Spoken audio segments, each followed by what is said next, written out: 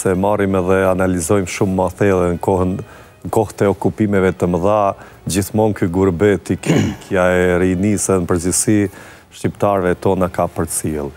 Unë e kam menuar dorën në zemër se kur të çlirohet Kosova, kur të pavarësohet, kam menuar se ka me unal ky fenomen, por ja që fatkeqësisht nuk unal. Që përmende liberalizimin e vizave, vlerë, unë besoj që pikrisht ky liberalizim do shta e ndalë pak se dalin njerëzit edhe janë pak kuriose që kanë me pa jashtë edhe kanë flas për ata që s'kanë pas rast me dalë.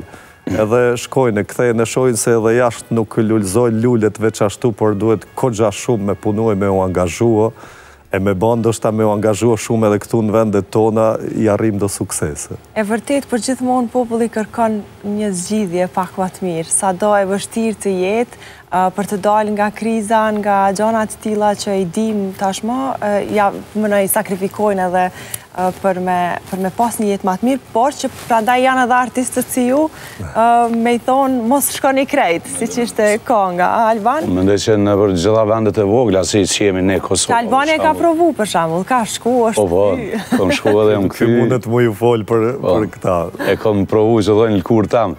Më pëlqej kur e the